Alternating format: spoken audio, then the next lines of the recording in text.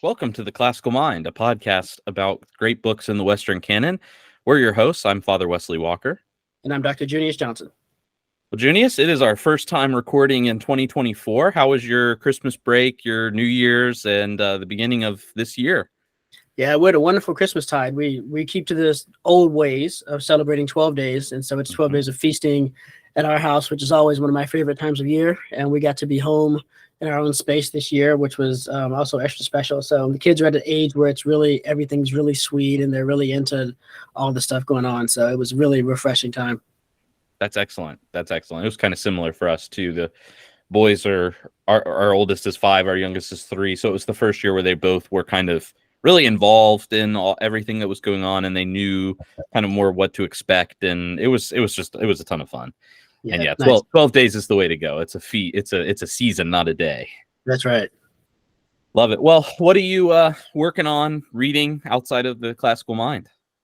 I am deep in Augustine right now. I'm prepping to do some recording, teaching on 3 of Augustine's major works: the Confessions, the on Christian Doctrine, and the City of God. And so I am going back through those texts again and getting my notes ready for teaching and whatnot. And it's been a lot of fun, but man, that guy does go on. Yeah, there's a lot of works there. That's awesome. I have been in Dante for the past really all of last semester and all of this semester. At my church, we're doing a Divine Comedy study, and so we're kind of about halfway through Purgatory right now, and so that's been a lot of fun. I have enjoyed it. A lot of the people in our group who are going through it, it's their first time ever encountering the text. Few of them read it like way back in college or read parts of it, but never actually gone through the whole thing. So that's been a ton of fun, and it's been a great way to kind of converse about certain theological ideas and topics and stuff. So it's been a lot of fun. But maybe someday we'll have to do at least one of the Divine Comedies. On behalf of the listeners who all want to know this, what translation are you guys using? I use Mendelbaum. Mm-hmm. Yeah, it's a good translation. We have a couple people in the class who have different translations. I never standardized translations really. I kind of take the St. John's College approach of like you just kind of get your own, and so we've got one person using Dorothy Sayers. Mm-hmm. We have a few others. I think one was using what's his name? He's still alive. Esselin. Yes, Esselin. Yes. And so we've got a few others, but most people bought the Mendelbaum because it's the notes and it gives us a kind of a common text. But yeah, it's been good. It's been good. Great. Well, today we are going to be talking about Aristotle. I believe this is our first Aristotelian work. We've done a couple Platonic works, but we're going to be discussing the Nicomachean Ethics. And very excited. A lot about virtue and happiness and friendship, I think, are some of the topics we're really interested in covering. But before we get in, Junius, do you want to explain kind of the numbering system in texts like this? We were talking about this. We've done the Platonic dialogues, which uses a similar kind of numbering system, but it's not the dialogues we've covered have not been long enough to really warrant using the numberings. Yeah. So if whatever copy of Aristotle you have, if you look in the size, you'll see these numbers running along. And for example, the Nicomachean Ethics begins at 1094, and those are pages in this sort of larger collection of all of Aristotle's works. And they'll sort of say 1094a, and then you'll have these line numbers going down. And if you're counting, 5, 10, 15, 20, 25, and then 1094b, and it'll go on up to E, and then we'll switch over to 1095. If you're counting the line numbers, there will not always be 5 lines between the 5 on the side, because that's trying to give you the approximation of where that is in the original text. And so what these are is a way of referencing a passage that is more precise than a page number, because you can narrow down to within a line or two of any translation you pick up by saying, okay, in 1094a5, it says this, right? Now, because this is such a long text and because there are so many different versions of it out there, and Father Wesley and I are using 2 different versions, I'm kind of locked into the one that I'm using because it has my underlining in it. We will identify passages in that way. So, for example, it begins at 1094a1. And if you were to turn over, for me, turn over a page, it gets to 1094b, and so I might say 1094b5, which will be a few lines down from where it says 1094b. So you should be able to find where we are pretty easily in your edition by doing that. And that's also the accepted way to reference it. If you were writing about it formally for any reason, you would cite it that way and not according to book and chapter or page number or anything like that. Very, very similar to the sort of chapter and versification of the Bible or something. It helps us to have better discussion about the text, because we can all turn to, even if you're using a different translation of the Bible, you still can turn to the same verse and discuss it. That's right. Well, to kind of begin our conversation, we might want to ask the very easy, simple question: what is happiness? What does it mean for us to be happy as human beings? This seems to be kind of the beginning point of where Aristotle wants to begin, is what is good, what is happiness, these kind of big questions. Yeah, and I think it's worth saying as I don't know if this is a stalling tactic or not. You can decide after I finish saying it, but it's worth saying that, why did it have such a weird name? And it's because it was Aristotle dedicated to Nicomachus, who is either his son or his father. Not that we don't know whether Nicomachus was, but both of them were called Nicomachus. And so this is a book that he presented to a close family member with the expectation that it would help them to live life better, right? And so this is a very, very practical book in Aristotle's mind. This is Aristotle's version of a practical book anyway. And so this question of what is happiness, it's not a theoretical question in the first instance. And if it is a theoretical question, it's only theoretical because Aristotle thinks that theory is going to be the path to a fulfilled life, right? That contemplation is the highest end of a human being, which we'll come to later on. So this is, don't think about a philosopher up in his ivory tower, wondering what happiness is and that sort of a thing. This is somebody who is embroiled in human life, and who is presenting this to family member who is not certainly not an ivory tower type person. That is, I think, one of the things I appreciated about the text is the way in which it is very pragmatic. You could, in a sense, use this almost like a self-help book, though it's not maybe as shallow as most self-help literature that we have today. In fact, perhaps this would be a good thing to give someone who's interested in kind of self-help type stuff. It's like, hey, you want to be a better person? Start here. That's right. Yeah, so have something actually meeting to go. Because in a sense, what you turn to for self-help confesses what type of thing you believe you are. Right? If you can be helped by horoscopes or platitudes or advice columns, then you're saying you don't have a very high opinion of yourself. And that's where we have to go back to Boethius and the constellation of philosophy, which I know you guys talked about before I came on. When Ladies' Philosophy's big criticism of Boethius is you've forgotten what you are, right? The type of thing you are. So yeah, this is a great, if you're looking to improve yourself or get over your moral problems, Aristotle's got some advice for you. How actionable it is, and how high the bar is something that we will have to get into, because it turns out that happiness is almost a biblically high standard in Aristotle's looking at it. Absolutely. And in fact, I think the way you just said that is a really helpful introduction to his thoughts on goodness and happiness, because you said where we turn tells us about what we think about ourselves. And that is certainly true.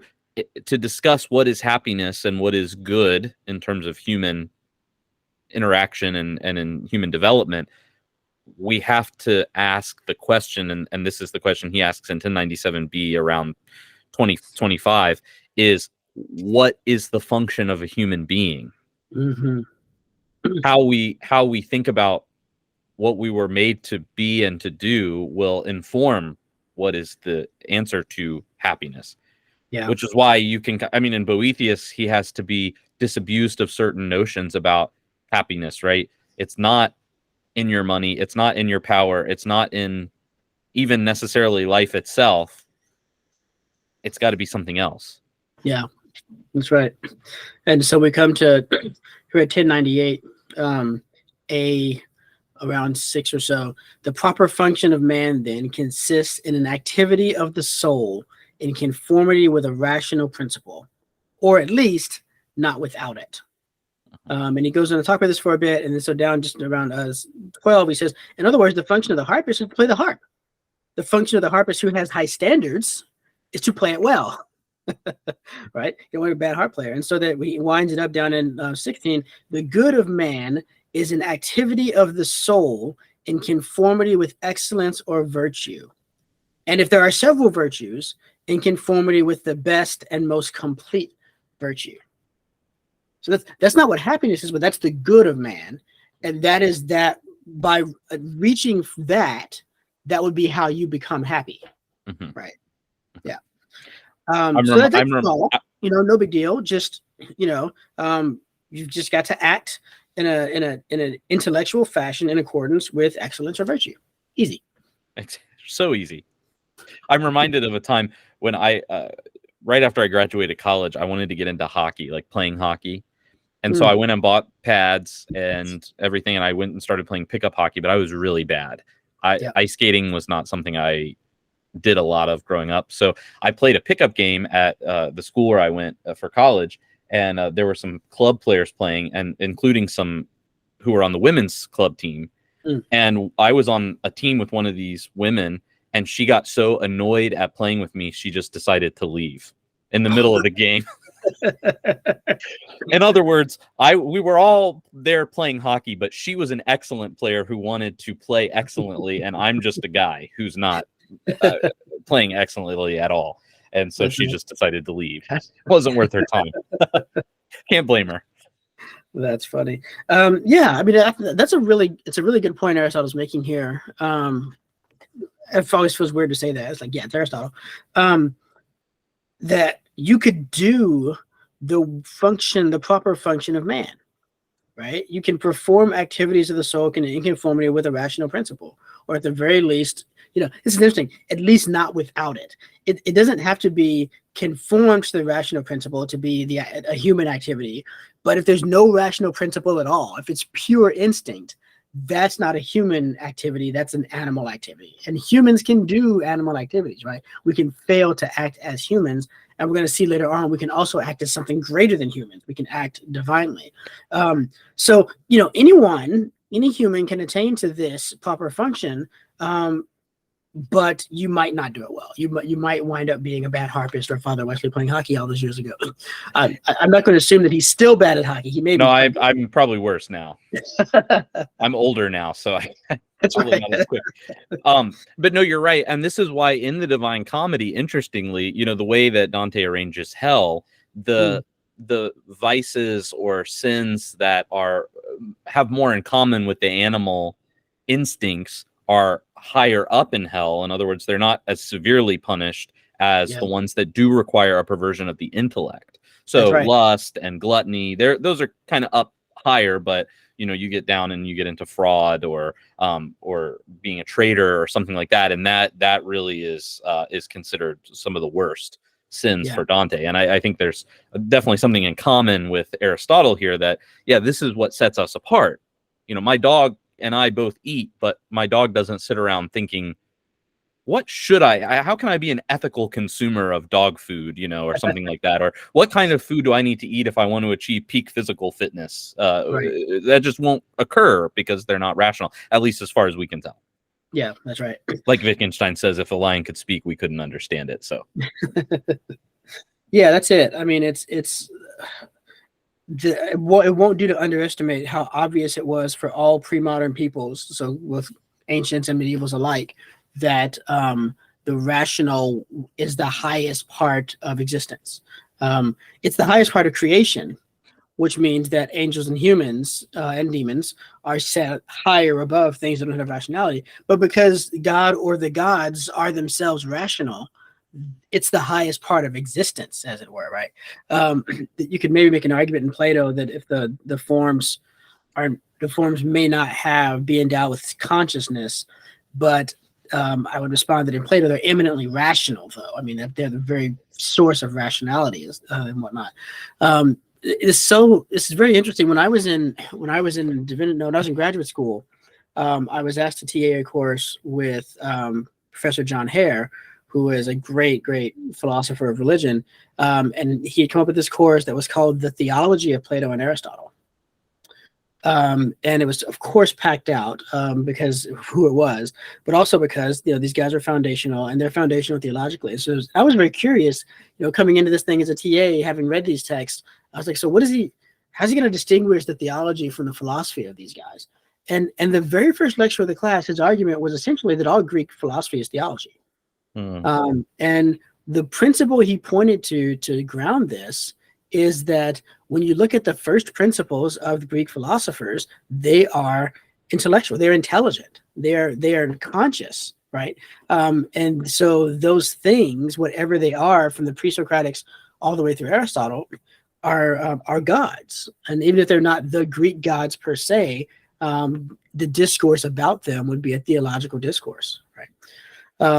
And so, yeah, this is deeply ingrained in Western society. It was a long-standing, deep tradition even before Christianity came aboard, and then Christianity is going to reaffirm it when it takes the scene midway through the Roman Empire. So, or at the beginning of the Roman Empire, I should say. So, this is not to be underestimated. How much, and that's not to say that bodily things don't matter and you can just go do whatever you want to with your bodies and whatnot. Because in Dante, the first circle of the damned is the lustful, and they're still damned, right? They're still under the sign that says abandon all hope. You're done, right? They're still bad, but the type of damage they do to the world and to your own soul is less than the intellectual sense. Yeah. We have a hymn in our hymnal that we sing at my church that it's called Praise God Who Spoke Through Man. And the first verse is about the prophets from the Old Testament, but the second verse is about praise God who spoke through man, through Plato and Socrates, who testified to truth unchanging, which is, I think, a really cool and exactly in line with what you're saying, that they're doing a kind of theological work. And it also, I think, in 1098, be right around maybe 10 to 15 there, he is making a distinction between kinds of goods, which ties to what you're saying. It's not that the body doesn't matter. It's that bodily goodness is of a lesser significance ultimately than goods of the soul.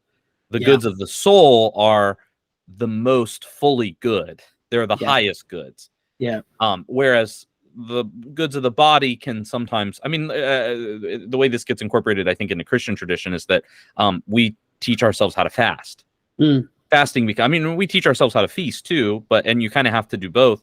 But by learning that rhythm of fasting and then feasting and fasting and then feasting, we're learning the kind of moderation between the two. We're learning how to actually enjoy both, how to properly enjoy food.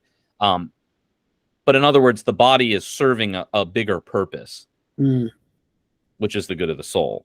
Yeah, that's right. That's right. And the bodies, and this is a bit where he can agree with Plato, right? I mean, the goods of the body are best when they are ordered to the higher goods, the goods of the soul. And the good of the soul is more enduring than the good of the body, because you can eat a really good meal, but you'll be hungry again in 4 or 5 hours. Right. Or you can have, a fulfilling, intimate relationship, but again, it goes away. Whereas if you're brave, that doesn't go away. It lasts. It's who you are in a way that the bodily pleasure is not, because it's fleeting. Yeah, that's good. We're gonna have to talk about habits. Yes. Well, in fact, we might want to just rehash that goodness is sort of this thing that towards which we strive. Our success in achieving the good is what we would call happiness, the result of the achievement. And so then, how do we achieve the good is the question. And habit would be the answer. And one of the things on the way to habit, we should mention that there's something, a feature of Aristotle that's really commonly noted and is important, is that happiness or blessedness, maybe we ought to say, it has to be enduring. It's not a fleeting thing. It goes so far as to say that if you see someone and they appear to be blessed, don't call them blessed. Yeah. It's too soon, right? Wait a second, because you could come upon Oedipus in the 3rd year of his reign in Thebes and think, this dude, the gods love this dude. He's highly favored. What a fortunate, happy man. But the end of the story, his life was a tragedy at the end of the day. And all of the bliss that he experienced with his mother wife gets undone the moment he finds out that she is, in fact, his mother, right? And so Aristotle, for whom Oedipus is the perfect play, right? He's sensible of this, and he wants to say that this is not just an instance of, it's not as though he was happy in this strong sense for that one time and then he lost it and something else happened. Something that can be lost in that way doesn't deserve to be called happiness, right? Yeah. And so the only way to know that he really is happy is to know for sure that he's never going to lose it. And for us mortals, that means call no one happy until they're dead. And even then, maybe wait a little while, because you might want to wait to see how it turns out with their kids and their kids' kids and their kids' kids. That's and right. you also just reminded me we have done Aristotle before, because we read Poetics in conjunction with Oedipus Rex. So I was thinking that when I said it, I was like, wait a minute. Mea culpa, mea maxima culpa on that. My fault. I have forgotten that as well. That's right. And especially because your kleos, your fame, your glory is so tied up in your immediate generation, your children and their grandchildren, that someone could, if your son is an absolute horrible reprobate, then people will look on you with pity and say, oh, it's a shame, he deserved a better son. And your fame is lessened, and you might not call that person happy after the fact, even though they've been dead for a while and don't know anything about it. So that's a really true point. This is an important this is going to come up a lot in a lot of different ways across the Western canon. It's going to seep into Christianity, even with the notion of with election. You say, well, what happens if you have a strong doctrine of divine election, that you're chosen by God for salvation and that doesn't really depend on you? What happens if that person turns out to fall away from the faith, right? And you say, well, that means that they were never really elect in the first place. You decided too quickly that they were elect. Or, is salvation justification the moment when you say a prayer or get baptized or whatever, or is salvation the end process of sanctification, right? Are you saved now, or are you being saved out of the world? These are the kinds of discussions that will happen that are all to some extent indebted to what Aristotle is saying about happiness here. Absolutely. Absolutely. So in order to get to happiness, you have to have the right habits. Yeah. Which we might define as dispositions of the soul, right? Yeah. A habit is an orientation towards something. So someone who has the habit of taking a shower regularly, brushing their teeth a couple times a day, you can say their soul is disposed towards being of good hygiene.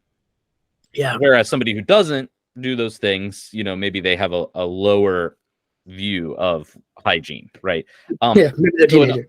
Right, exactly. So in other words, there are habits which are unseen, and then there's actions which are kind of the data, which if you piece together, you get a picture of the actual habit of the person. Yeah, exactly right. This is a good. That's really good. This notion of habits is going to be really important in medieval discussions of ethics and virtue and whatnot, and they'll use the Latin word habitus, which will get translated habits sloppily, I think, by translators, because what is really it's good. The best translation is exactly what you're saying: disposition, to be oriented in a certain way. And so if it's someone who is an irascible person, is someone who is prone to get angry. And so we all know people like this. It takes less to make them angry than it does other people. It's very easy to fall and get on their bad side and set them off and that sort of a thing. The proneness to anger is the habit. And so it's not habit in the sense of it's some self-conscious thing that you just do all the time, like, twitching your fingers or fidgeting or something like that. It's rather that it's like there's a groove worn in the road of your soul by the wagon passing over it a bunch of times. And so if you're trying to ride a bike down a road that has these grooves in it, it's actually easiest to ride in the groove, because otherwise it's to keep going over it and it's just very difficult to do. That's what happens with your soul. And the important part of that account is that how did the grooves get there?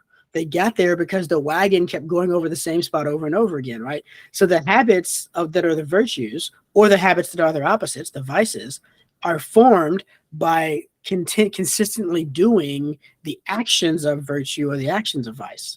And so in a really real way, you could connect this to what C.S. Lewis says when he says, if you go to church and you don't feel very pious and all these other sorts of things, act as if you did. Do the things you would do if you did feel pious, and eventually the feeling will catch up to it. The great Anglican ascetical theologian Martin Thornton has a great book called Christian Proficiency, which is about how the average lay Christian should kind of arrange their spiritual life. And he says sometimes doing morning and evening prayer is like cleaning your car. It's not exciting. You just kind of have to do it. And as you do it, you may come to enjoy it more, and I think he's got a good point there, that it's not always the most exciting. I will say, though, one thing that's helpful about Aristotle's approach and the way it gets integrated, I think, into the Christian tradition and what we now would call virtue ethic is really helpful, because I once heard some Lutherans talking about this, and they said virtue ethic is the least legalistic ethic because it allows some room for being human. That there's not always a one-size-fits-all solution, that there's not always a standard of what bravery looks like in every situation where it's really clear how to be brave. So you have to use your own discernment and prudence in order to be able to deploy the virtues in a context. So it may be that I'm called to be brave by not engaging in a conflict with someone. Right. In one case, it's the same thing. The Proverbs do this, right? There's the one proverb that says, answer a fool in his folly. And then the next one says, don't answer a fool in his folly. And it's not a contradiction. It's just saying, hey, you have to use wisdom when you're engaging with people. And sometimes it's worth, really talking to them and presenting the truth. And sometimes it's better to just let them kind of go on their own rabbit trail, and so I always appreciate that about Aristotle. I find it much more human than something like maybe a Kantian approach to ethics or something like that, where it's all about duty. Again, there's something there, but we should do our duties, but there's a kind of unfeelingness that is almost inhuman, right? Yeah, I think that's right, and this is where I think Aristotle does such a good job of making the distinction between I was looking for the passage, I'm not finding it. There are things that are just or virtuous in themselves, and then there are things that are just or virtuous in relation to us. And in that kind of a context, you've got to figure out what it is for you, right? And then he's going to see that applied throughout this book.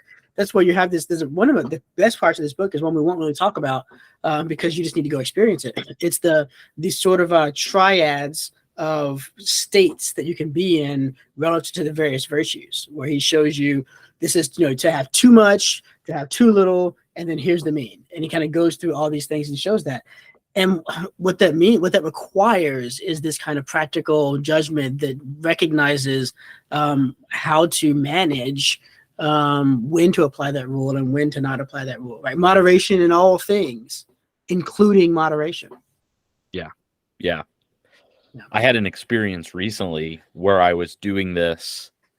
I go to confession. I try to go to confession weekly, and I was confessing my list, and I was adding context in ways that made myself sound as bad as possible. And I didn't even really I didn't catch that I was doing this, but the priest actually stopped me about halfway through and was like, stop. You're good at naming the vice and identifying it. And then you're just adding all this extra stuff that, you're beating yourself up. Basically, I'm committing the vice of excess, right? I'm going over the board. I'm being scrupulous. Now I could fall into the vice of deprivation, which is being lax. But that wasn't my problem that day. It was the other. So he said, hey, just go. He didn't let me finish. Just go. And that was good to be reminded that I was moving too far in one direction. And so the solution was to kind of give me the opposite so that I could find this balance in between two extremes. That's right, because a lot of times, we fall into this dualistic thinking so easily. I think it's a result of the fact that we ate of the tree of the knowledge of good and evil, and so our knowledge became dualistic. Not that the world is dualistic, but we tend to interpret it dualistically. And so we look at something like pride, and we think, okay, so there's pride, and the opposite of pride is humility. And so pride is self-aggrandizement and thinking of yourself more highly than you ought to. And so humility is thinking of yourself more lowly than you ought Yep. to. Yep. And the reality is that is as much a disorder of whatever the underlying thing is that pride and humility apply to as pride is. Humility is the mean between those two things. Neither thinking of yourself too highly nor too lowly, but just thinking of yourself exactly as you ought to. Yes. Which, don't worry, will be low enough if you're seeing clearly. Yes. Yes. And there's a degree, it at least touches on magnanimity and pusillanimity, you know, the idea of smallness versus greatness of soul. Like, as a human being with rational faculties who's been given certain gifts, like, you are called to something great. Yeah. And you shouldn't shy away from those things either. Like, it actually is a lie to yourself to say, well, I'm not gifted in any way. Right. No, you are. And you should be honest about that. And it actually is good to be honest about that, to say, no, this is the way I'm wired, and to then go with the grain. Yeah. And so some of us have dispositions naturally aimed towards some virtues, and then naturally that aim at the excess or deprivation of virtues. So figuring out, so there may be areas where, as a listener, you read Aristotle's list of the virtues and their corresponding vices, and you find yourself pulled towards the virtue, and then you, on others, you say, oh no, I'm definitely here in excess or here in deprivation, and so then those can become areas in which you focus in terms of your own kind of lived experience. Okay, I need to, this week I'm going to focus on, you know, attaining moderation rather than gluttony or whatever the deprivation of gluttony would be. I guess complete abstention. Yeah, the kind of extreme abstinence whereby you know, maybe monks in the desert were making themselves ill by not eating. Right. Sure. So that's really good. So then let's talk about how so you mentioned that you might be find yourself naturally disposed more to vice or virtue, or more likely more towards a vicious excess or a vicious defect on different things, right? And some things excess is my temptation, and some things defect is my temptation. And so the question then becomes, and this is one that Aristotle is going to treat several books later, how natural is that? Are you just, you know, am I just born with it? I'm just born to like this thing more than the other. And Aristotle wants to allow that there are some things that are that way, but he says if we say that that's the case down the line, it's going to defeat our account of virtue. Right. And so what really is the case, he thinks, is he wants to say, and this is something that is really not heard enough in our society today, I don't think, you're responsible for the condition of your soul.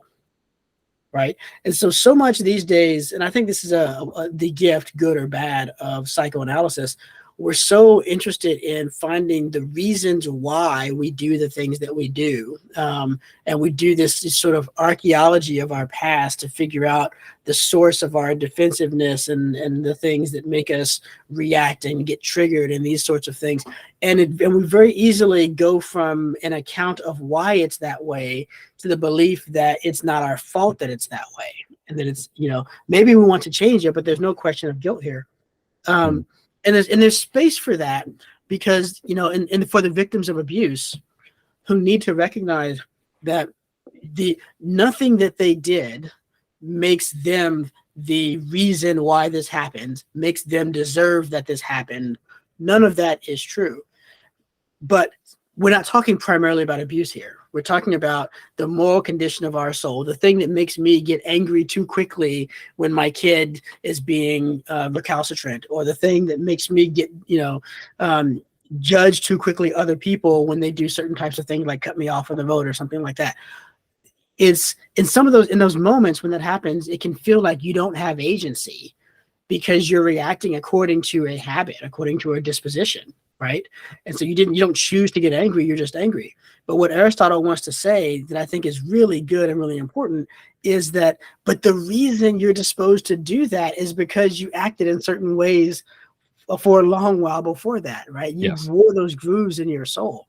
And that's the thing we need to focus more attention on. And even in the particular case, there may be certain causes of the reaction that, while the reaction was somehow above or maybe below your rational decision, you in choosing certain things leading up to that point, you were you kind of knew the direction it was going, right? So it's why I'm thinking Thomas Aquinas, who says that what you do when you're drunk is not, you're not particularly culpable for that act because you didn't make a rational choice, because by drinking too much, you lost your inhibitions, but you are responsible for the fact that you got drunk because you chose to drink. So there's still culpability there. It's just, maybe it's not down at the end of the line. It's earlier on. And what you're talking about, I think, goes to classifying things as description versus prescription. So it is important to do the work of the what. Yeah. What is causing me to be like this? I was just asked, my spiritual director recently asked me, one of the focuses of my spiritual direction lately has been finding more balance in terms of work and life. And she said, I'm an Enneagram type 3. I am an INTJ. I mean, I do all this work, to figure out kind of who I am. And I'm an achiever. That's one of the bins in my personality, is to achieve. She said, why are you that way? Right. So I had to do the work. Is this how I was born, or is this something that has developed? And the answer is, of course, it's a little bit of both. Like, I have cousins who have obsessive compulsive tendencies, and I have those same tendencies. So there's probably something genetic there. But then the way that I was raised, and then the things that I have chosen to do over time, have certainly strengthened and inculcated certain habits in me where, it's hard for me to turn off my computer in the evening and enjoy time with my family, or put a book down, or whatever. And so it's a both and so the question is, now that I know the what should I do to combat that? So, like, I took a retreat this past week, and I didn't bring my computer, and I turned my phone off, and I didn't bring any books, and I just sat there for most of the day. Because that's the exact opposite of my tendency. Yeah. And so and Aristotle will talk about that in terms of medicine later, that the medicine usually supplies what's lacking in the person. So there's opposites. So if you're going towards excess on something, give yourself some deprivation. Or if you're going towards deprivation, give yourself some, if to correct yourself, you may have to go a little bit above and beyond. So there's that tension. So that's what what you were saying made me think of, is that it's very much a difference between description. We have to be able to describe our tendencies, but then there has to be a prescriptive element to it as well. Yeah. That's right. And there's a lot of Aristotle spends a significant portion in talking about voluntary and involuntary, because that's when you're talking about virtue, whether an action is virtuous or not, you've got to deal with the question of that. No one thinks that you can be, I should have said no one, I don't believe anyone thinks that you can accidentally be good, right? There has to be some element of choosing. If you're not choosing, you're not yet on the moral scale. That's where your dog is, right? I mean, he doesn't make choices about doing the right thing or not. He just does whatever his appetites dictate he should do, whatever his natural habits dictate he should do. And so we don't ask the question about moral or immoral behavior when we call him a good dog. Who's a good boy? That's analogical speech, right? We're speaking as if he is able to act morally, but of course he isn't. And so there are ways that there are things that we do involuntarily, in a variety of ways, whether because we're compelled to do them by someone else, or because they are below the level of our conscious choice or something like that. And those don't come in for moral agency, but it's so insightful to ask the question, but why do you involuntarily do that? I'll give you a fun example. My brother, when we were growing up, when he in his teens, he began to sneeze in a very peculiar way. Instead of saying chew, he would say, listeners, excuse the colorful language, shit. And now we were not allowed to say that word around our household. And my brother does this, and he starts sneezing this way in front of my parents, and I was like, oh no, what's gonna happen? The hammer's gonna come down, right? And there was discussion around this point, and it was decided that he was not choosing to do that it was involuntary. And I thought, shenanigans, right? He's obviously choosing to do this. But as time went on, it was clear that I think he got to the point where he wasn't choosing to do it anymore. And I think my parents were right to see that. And my mother was like, I just hope he doesn't sneeze in church. But but the key point there was that he got to that place because he chose to do it as a funny thing and as a way of, playing with the boundaries of the rules. And at some point it became an involuntary response that he couldn't then change. So, but he never would have wound up in the position where he might say that inappropriately if he hadn't first made choices to start saying it. And those choices are ones he can be held accountable for if you're looking for what is the morality of his actions. And that's part of the reason Aristotle wants to look at a whole life, right? Like, don't just look at what did the general do when the troops were fighting, blah, blah, blah, blah, blah. Look at the whole course of choices that he's done, not just across the whole military campaign, but all the way through his life. Only by doing that can you tell what type of person he is rather than just what he did that time. Because we all act against our nature sometimes. Right. No, that's exactly right. It's interesting. I've been reading a biography of a general lately, and it's very interesting how you can see when you look at his whole life. It's about PGT Beauregard, who was a Confederate general, who's not one of my favorite people, which is why I'm reading it. I think it's very interesting. But he was a very impulsive man. His own life, he would often fly off the handle. His pride would get very offended, and he'd write 1 million letters to 1 million different people, very strongly worded, but the way he made decisions on the battlefield very much mirrored that. Yeah.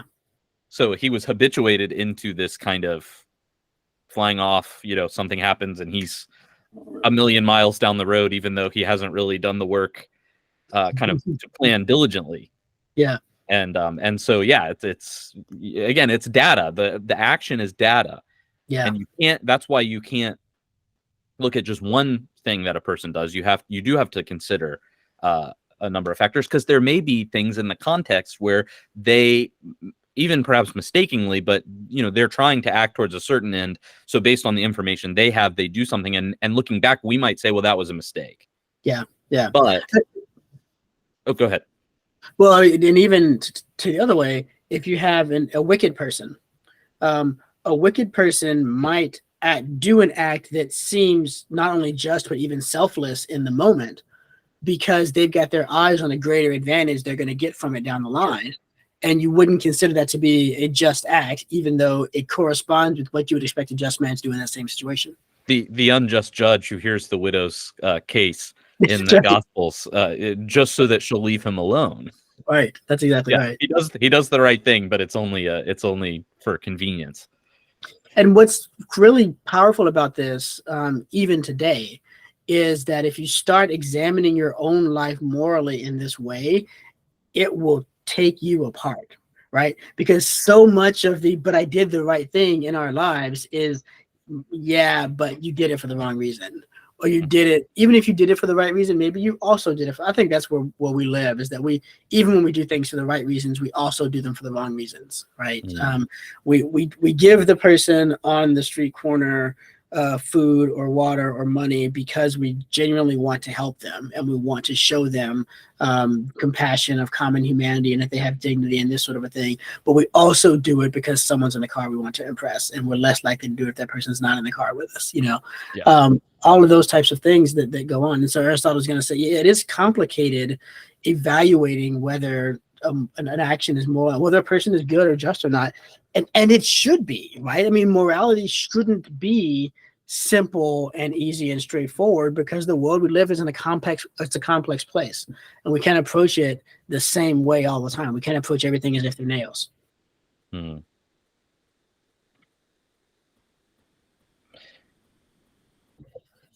So then this raises I think maybe a pragmatic question, which is how do we acquire virtue? And we've talked a little bit about this. I mean, the obvious answer is you do virtuous actions, but that does raise, I think, the question in light of what you just said, that it is complicated, and that there's seems to be more to it. And I don't know, I as we were reading it, that was kind of one of the things that stuck out to me. I mean, at the church potluck, it's very easy to let other people go in front of you. But Mhm. then that doesn't necessarily mean you're doing something virtuous, because you could be thinking, well, I'm the most humble person here at this church potluck, you know. So you're actually, in your humility, there is pride, you know. Yeah. So it seems like it's more complicated than just performing an action that is virtuous. So I don't know. Yeah. What would your thoughts be on that, based on a reading of this text? I have two thoughts, and I don't know if I remember the second one by the time I finished the first one. But the first thought is, you know, I want to go back to that idea that we're judging a whole person's life and not just these individual moments. Because I think we tend to put so much pressure, we being 21st century Westerners, we put so much pressure on doing the right thing in the individual moments that it really feels like, and that's what we're judged by, right? I mean, we cancel people for choices they've made in particular situations, and we don't take the entire context of their life into account. Now, what I mean by taking the context of their life into account is not excusing the action.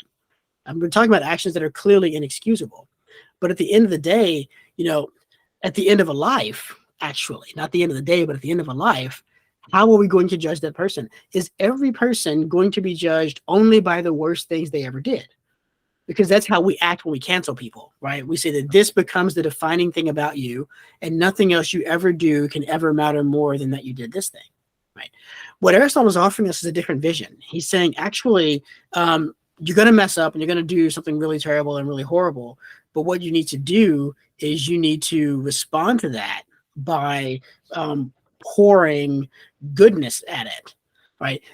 Choose for your life to be about something other than that. So that at the end of your life, when we look at the whole course of all that you've done, that will appear very small, right? In the moment that I kill someone, I become a murderer. Now, I'll always be a murderer, in the sense that I will always be someone who has murdered. But I do not have to always be a murderer in the sense of being someone who continues to murder. I don't have to become a serial killer, right? And whether murder is the most important thing about my life is going to be judged by looking at all the other things in my life. And if I'm able to turn away from that, and to focus my life on other things, and focus my life on giving and on restoring and on healing and that sort of a thing, it's possible. And Aristotle would be among the people that you might find someone who would say that wasn't the most important thing about his life. Yeah, he killed that dude, and that was terrible, and he ought to have suffered greatly for it, and he has suffered greatly for it. And perhaps he has yet to suffer greatly for it at the last judgment. But when it comes down to that last judgment, that's not the only thing the judge is looking at. He's not just looking for the worst things you've done, right? So I think that's very freeing, in the sense that it allows you not to get stuck on any one bad moral action to keep, because what can happen is there's a kind of despair that can sink in, where you think, well, why bother being good going forward? I've messed things up so badly that I might as well continue. As Macbeth says, I'm in blood stepped in so far, were I to wade no more, returning were as tedious as go o'er, right? It's like, maybe, but if you return, you're back on this side of that ocean of blood. If you keep going, you wind up on the wrong side. And then the other thing, I think this is the second thing that I wanted to say, is like you said, we touched upon it already. It's sort of brilliant in its simplicity, which is, you want to be a better person, you want to be a good, moral, noble, excellent, virtuous person, act like you're that person, right? If necessary, pretend to be that person. There's a wonderful fairy tale about a hideously ugly man who puts on a mask that makes him look beautiful. And he goes around acting like the confident, beautiful man instead of the evil villain that he is. And he was a murderer and a thief and all these things. And he does this for a really long time. And he meets a beautiful woman and they fall in love. And they're about to get married. And at the wedding, this person comes up who knows who he really is. And he says, I'm going to show you the true face of the man you're about to marry. And they rip off the mask. And underneath, he's as beautiful as the mask was, because he's been acting in that way for so long that he has changed into inwardly what he was pretending to be outwardly. I think that's a very Aristotelian fairy tale. Yes. It seems like one of the problems that we're touching on here is that there can be a distance or a disparity between one's internal disposition and the external action. So I give the poor person, who's begging money, which is objectively or sort of from the outside, that's a good action, but I'm doing it inside because I want to impress someone or because I want to feel better about myself or something like that. It's very egocentric. Yeah. It doesn't really take away from that the action itself is, it's a good thing. We always giving alms is good. Yeah. Biblically, I think there is a helpful corollary in this, which is a lot of the Old Testament prophetic literature. Israel often gets indicted for going through the motions. So like Isaiah chapter 1, God says, I don't want your fasts and your sacrifices and your assemblies because you're doing them and then you're going out and you're exploiting the poor and you're treating people badly and you're going after false gods, and it's the cognitive dissonance is too much. In other words, this disparity is a problem. Yeah. But I don't think that I was just talking about this with one of the aspirants at our church. I don't think that there's any evidence that the solution to the problem is to stop doing the fasts, the sacrifices, or the worship assemblies. That's right. But rather that the internal and the external need to come together so that the person becomes unified. Because one of the problems, I think, St. Augustine is a great example of someone who articulates this very clearly, that the problem is that we're disintegrated, that we are aimed at a million different things, and there's this kind of internal conflict. Yeah. But by going through the external actions, those can be a way in which the internal becomes ordered. So it's not that I stop fasting, it's that I should recognize the significance of what fasting means, or it's not that I should stop sacrificing, it's I should understand what that sacrifice is supposed to be doing. And by going through the action or the liturgy or whatever, the habit of doing it, then that will over time wear a new rut in the soul, or wear down that rock that is the stony heart. It'll wear it down eventually. And so it's not an either or so much as it is a both and, that in doing this external thing, I might not feel it, or I might recognize in myself when I'm handing the person who needs money that I want myself to feel better, but that becomes then a moment for correction and for moving forward in intention to do better.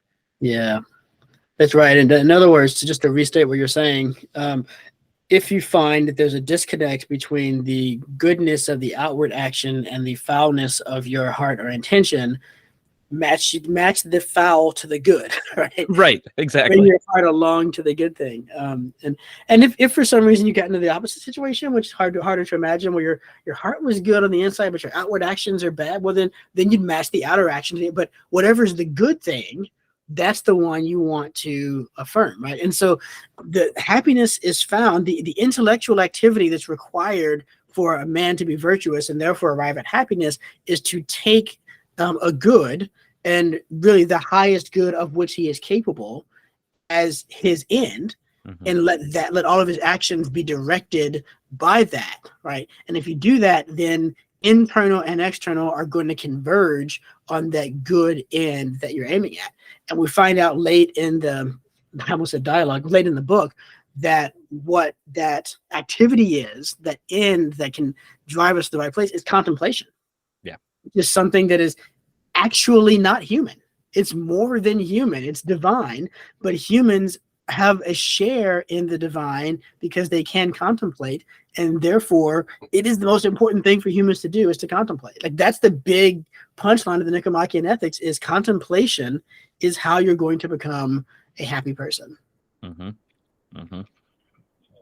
Which maybe another episode at some point, we can pick a text that has to do with Christian reading of scripture, because that's the end of Christian reading, is that contemplation stage, which can be very elusive and very hard to find, but it is ultimately what everything else is ordered to. Yeah, that's right. Father Wesley and I both have interests in medieval writers who are very eloquent and insistent on just this point. But it's fascinating, because one of the things that comes across a lot in discussions in of the Western canon is this division, this dichotomy between theory and practice. Are you going to be more devoted to theory? Are you going to be more devoted to practice? And here, the Nicomachean Ethics, which is kind of ground zero for Western thinking about praxis, about how we act ethically, and which, as we said at the beginning, is given to a family member with the aim of making them a more virtuous person, a very practical end. It winds up at contemplation, which we normally would say belongs to theory, right? And so this right here at the very beginning of the stream, we see that it's wrong to divide the stream, right? Because theory and practice are mutually they relate to one another in a mutually supporting way. And the point of acting well is to think well, and the point of thinking well is to act well. Yeah. This is why I like practically. I think this can work out in a number of ways, but an emphasis I've been sort of trying to harp on with myself is it's not about how many books you read, but how you read them. There's that tendency, like Goodreads. Love Goodreads, a great way to see, what other people are reading and find out more about books. But you set, a yearly goal for how many books you want to read. And so it's like every year I want to read a little more than I read last year. Is that really the best for me? Not necessarily, right? Because then it's very easy to stay in the world of theory. And I'm not really asking myself, well, how does this book impact what I do, how I live, etc. Yeah, and less is more. That was a hard lesson I had to learn in graduate school, and people try to teach me it right from the very beginning. No, less is more, and I was like, no, more is more. Duh. Right. It's right there in the name, actually. Yes, it can be easier. And so I go on. I take. In a program where we're meant to take 3 courses a semester, I would take 5 courses a semester, right? Because more is more, and I've got to fit it all in, and all the things and whatnot. And I'm doing all this, I'm going crazy, writing all these different papers and stuff like this. And finally, towards the end after about 4 years of doing that, towards the end of my coursework, I finally just took 3 classes one semester, and it was brilliant. Yeah. Because when something came up that I was interested in that wasn't part of the course, I had time to follow up on it and do additional outside reading and dig deeper and that sort of a thing. And I was like, oh my gosh, less is more. They were right. Yep.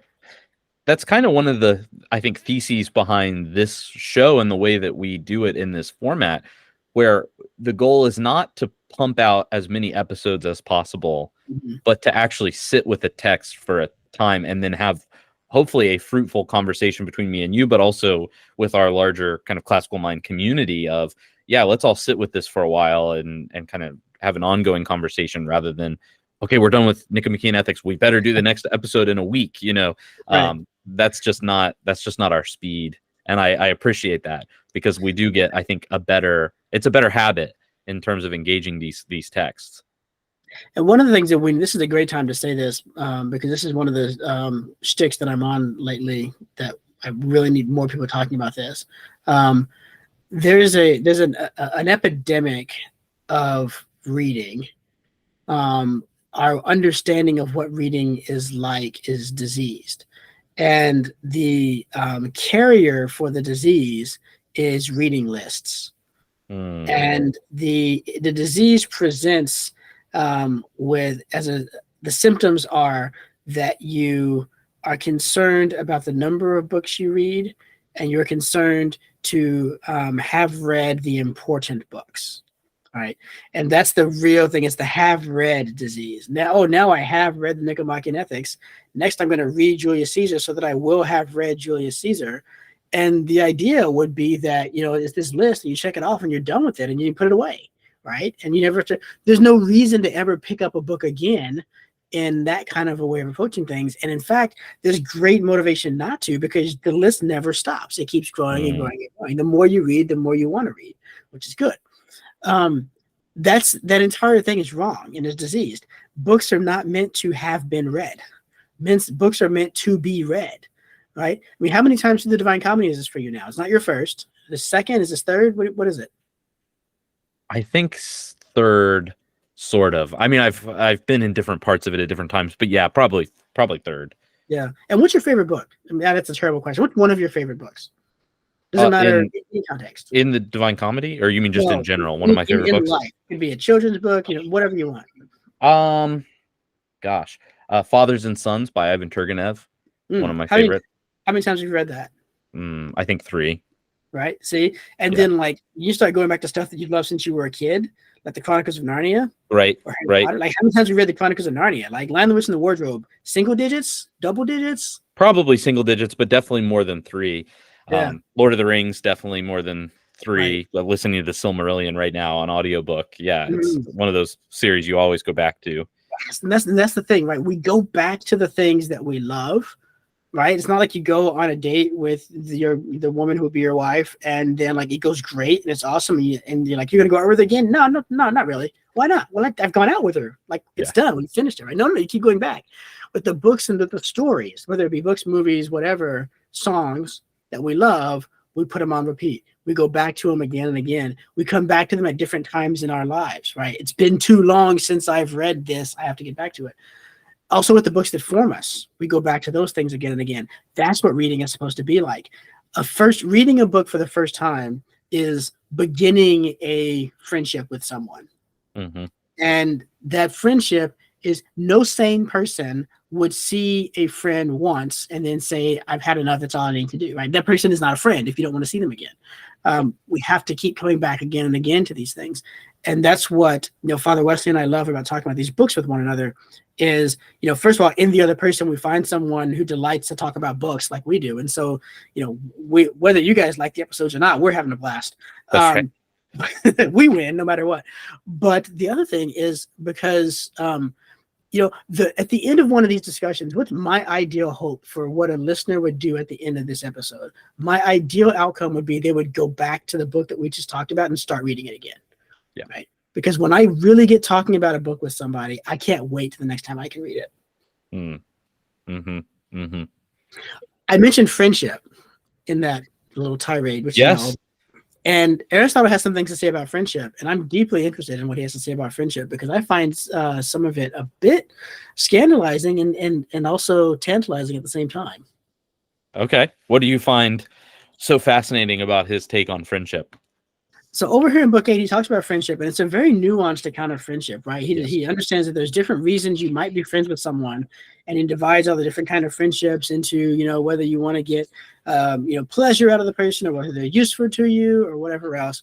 And he goes through and says which one's the best ones. Then he also even addresses what happens when there's inequality in friendship, right? And that inequalities in friendships can happen. But so let's say if we were to go to book 8, and this is 1158. B about 23, and all friendships which involve the superiority of one of the partners. So they're unequal for some reason, whether I'm above you in social status or in economic status or whatever else. The affection must be proportionate. The affection between them must be proportionate. The better and more useful partner should receive more affection than he gives, and similarly for the superior partner in each case. For when the affection is proportionate to the merit of each partner, there is in some sense equality between them. Mm-hmm. Right? He wants to say friendship can only happen when there's equality. And so if you have an inequality, that inequality has to be leveled by an unequal affection. Right? I owe, you're rich and I'm not, and you're always paying for stuff and whatnot. And so I owe you a greater duties of friendship and greater duties of adherence and loyalty and these sorts of things because of that. And that will re-even us out. Right. Mm-hmm. Very fascinating. But there's a limit to that. There comes a point beyond which the disproportion, the inequality has grown so great that affection can't even it out again. And the clearest example of this is the gods. You can't be friends with the gods, Aristotle says, because the gods can get nothing good from you. They don't need anything from you. And therefore, you can't be useful to them. You can't give them pleasure. You can't be a friend according to any of the things that, the ways in which he says one can be a friend. And then he says something that's very, very interested me since I first heard about it. This is on 1159. He says the question then arises whether or not 1159 A5, whether or not we wish our friends the greatest of all goods, namely to be gods. For if that wish were fulfilled, there would no longer be our friends. And since friends are something good, we would have lost this good, right? So here's the situation. Father Wesley has got the opportunity to be for apotheosis, not just to be deified in a sort of Eastern Christian sense, but actually, not theosis, which is to become a god in the salvific sense, but apotheosis, which means to stop being what he was before in order to be God. Is what happened with Hercules and Castor and Pollux and a few others. It's the dream, right? And I see the road by which Father Wesley can accomplish this, but he doesn't. Now, as a friend, should I show him the road to his godhood, or should I not? You would think that if the goal of a friend, which Aristotle himself has said, he'll rehash it right here where I was just reading. He says, if our assertion is correct, that a man wishes his friend good for his friend's sake, okay, so a friend wishes for goods for their friend. I wish good for Father Wesley's sake, not for my sake. It seems like then it's obvious that I should wish him to become a god, and the duty of friendship would be to reveal to him the pathway to his godhood. Not because I think he's going to reward me when he's a god with, lavish riches and a kingdom and that sort of a thing, but because it's good to be a god, right? It's good to be the king. And I want the good for Father Wesley. But look where Aristotle goes with that passage. He says, the friend, accordingly, if our assertion is correct that a man wishes his friend's good for his friend's sake, the friend would have to remain the man he was. Consequently, one will wish the greatest good for his friend as a human being. Right? And so the conclusion is, you should not want your friends to become gods. You should wish them not to become gods. And that seems weird, because it seems like it's about me, that I would not want Father Wesley to become a god, and not about him. I'm looking at my own good. I don't want to lose my friend, and not at his good, which is to be a god.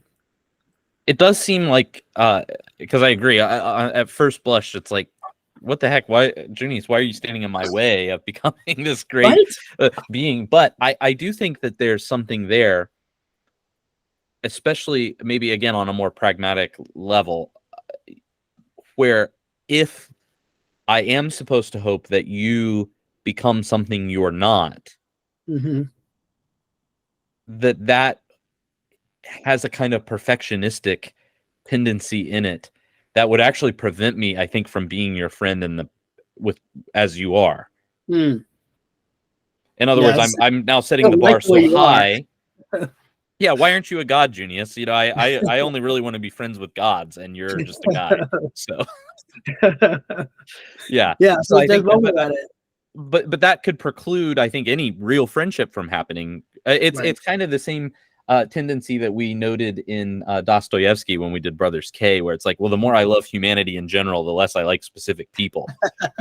We build up this expectation. Well, this friendship can turn you into something you're not. That's not how friendship really works. I mean, it certainly should be for our betterment, mutual edification, and that sort of thing. But that's perfecting who we are, not becoming something we're not. Yeah. One of the solutions people try to give this passage is to say that they appeal to another principle in Aristotle's metaphysics, which is that personal identity cannot survive substantial change. Right. So if you think about the fairy tale in which the prince is turned into a frog by the evil witch, and then the frog is kissed by a princess, and the frog turns back into the prince. According to Aristotle's metaphysics, that's not what happens. What happens is the witch destroys the prince and creates a frog that happens to have the prince's memories and personality, but isn't the prince. It's a new thing. And then when the princess kisses the frog, she destroys the frog and creates a prince who is not the frog, although he has the frog's memories and personality, and is also not the original prince because he's gone. It's a new prince that happens to have all of the same attributes as the original prince. So if that's true, then it's impossible for a man to become a god, because that's the destruction of that man and the creation of a new god. And as your friend, I don't want Father Wesley to be destroyed. Therefore, I would not wish for him to enter into that process. That's one of the solutions people give to it. It's clever, and I like how it draws upon other parts of Aristotle to try to explain what he might mean here. However, it doesn't really sit well with me in terms of how the passage reads. Because what's interesting is that he presents this as if it's meant to be a conclusion that follows from what he's saying, right? If that wish were fulfilled, they would no longer be our friends. And since our friends are something good, we would have lost this good. Accordingly, if our assertion is correct that a man wishes his friend's good for his friend's sake, the friend would have to remain the man he was. Consequently, one will wish the greatest good for his friend as a human being. And that's fascinating to me, because I don't see that the accordingly follows. And so I think there's actually got to be a couple of premises missing from Aristotle's thing here. And because with the consequently winds up with, we wished our highest good for him as a man, then it does seem to have to, I think you and this other strategy are right in pointing to, there's got to be something about, remember, the highest good for each thing is relative to the type of thing that it is.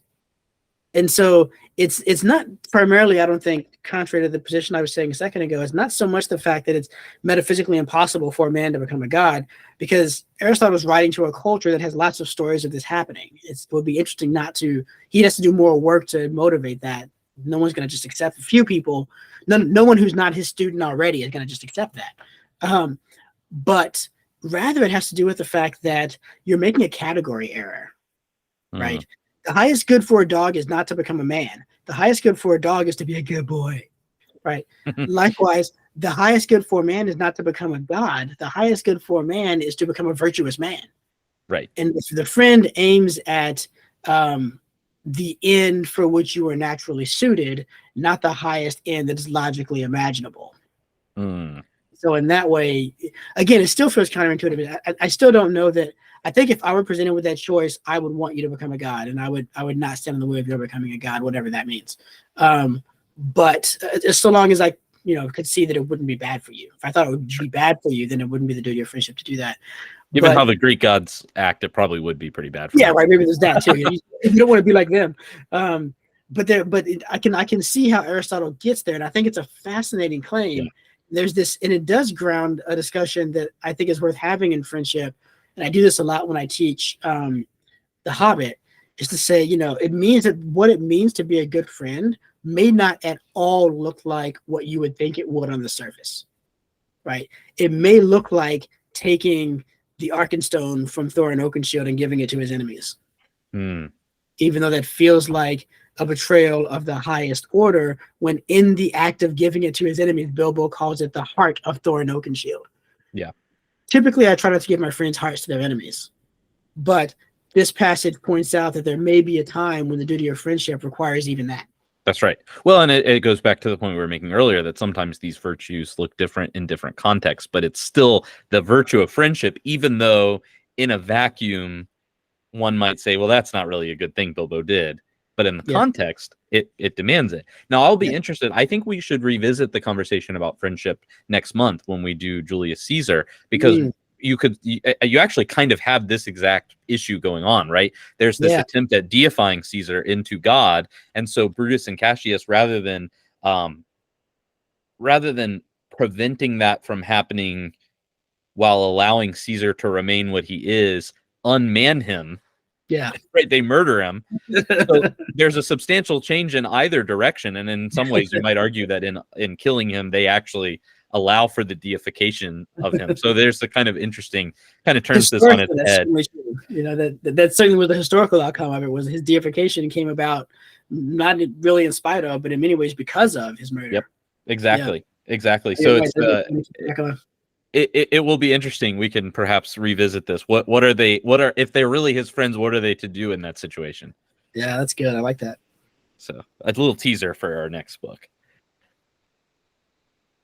Excellent. Are there any other topics that you wanted to discuss here in Nicomachean Ethics? I think I'm good though. I think we've hit the big ones. This is a deep book, and this repays a lot of careful, slow reading. There's a lot there, and we definitely made the decision ahead of time not to try to cover everything, which would really be foolish, but just to take you through the sort of the three big pictures, right? Happiness, virtue, and friendship. But one of the nice things about reading Aristotle, if you haven't read him yet, sometimes it can feel very dry and very difficult to read. And I had a hard time reading Aristotle when I was first started learning to read Aristotle. But I came across the suggestion that maybe these were not written to be books, but they're more like lecture notes. And that when he actually taught, it might have been a lot more fleshed out and a lot more compelling, a lot more rhetoric to it and whatnot, much more like we see in Plato. And that was kind of helpful to me, because then if you think about it, almost as like there's just these series of gems that are just getting dropped in each of these little sections. It can be helpful to go through that way. So, encourage everyone to take the time to really dig into this text and get out what gems you can, and write us about it. Put it in the comments and let us know what gems you're finding in the text. Please. And again, go back to what you were saying earlier. This is, I think, one text that is a great one to revisit. All the texts we read are good to revisit, but this one maybe more than some of the others, especially if you are interested in self-improvement. Don't maybe go by the newest fad book about the topic, but pull out Nicomachean Ethics, read his description of the various virtues. Which ones do you lack? Which excesses are you attracted to? Which deprivations do you recognize in your behavior? And then, maybe come up with some practical strategies to address those, and then revisit the text again later. See how far you've come, and where else you need to work. So further up and further in. Fantastic. Excellent. Well, Junius, do you have any endnotes in terms of Nicomachean Ethics? I've given the game away already, but I like the Hobbit for my endnote this time, to read the Hobbit as a test of friendship but the friendship between Bilbo and Thorin according to Nicomachean Ethics, and sort of grade Bilbo and how he's done. Excellent. I love that. I'm currently reading the Hobbit out loud to my 5-year-old. So Perfect. It works out perfect. Yeah, no, it's funny because we talk about revisiting the text. I've read it, I've taught it multiple times, and even now I am picking up things I have maybe not quite fully appreciated about it. Since I think there's something about reading it out loud too that changes it in terms of engaging. You notice different things. That's right. Yeah. So that's been really fun. And we got the edition that has the art that Tolkien drew by hand. Oh, that's so good. So that's really cool. Yeah, I really, it's a beautiful book. Just the way they produced it was amazing, and then having those illustrations in there really adds to it. For me, I think I will be very boring and say that the Summa Theologica by Thomas Aquinas would be a great place to go. If you like the way Aristotle lays things out, Thomas Aquinas engages with Aristotle quite a bit, and there are many overlaps, but I appreciate the way that he really sort of baptizes Aristotle. So especially if you're a person of faith, I think it's a thing to go back to. And of course, Aquinas, if you really want to do a deep cut, has his own commentary on the Nicomachean Ethics, which I have on the shelf behind me, which is quite thick. And it's line by line. This book is already thick enough. You try to read it with Aquinas, and that's probably a year-long project. But I think I think the way he articulates virtues in the Summa is helpful. It's kind of a crash course because it's a little maybe shorter, but he is thorough, and I appreciate the evolution of the discussion in terms of things like intellectual, cardinal and theological virtues, and those distinctions and the relationships that exist between them, and on all that. So that's I think what I would recommend next. If you like this, then go to Aquinas and see how he treats the same subject. Nice. Excellent. Well, listeners, our next book will be Julius Caesar. We are doing that in conversation with someone else. We're going to bring in a guest for that. And hopefully moving forward, we'll have a few more guests as well. I think it'll be good to have a third wheel in some of these conversations. I think we can learn a lot from those that we'll bring on. So we'll look forward to seeing you then. In the meantime, keep reading.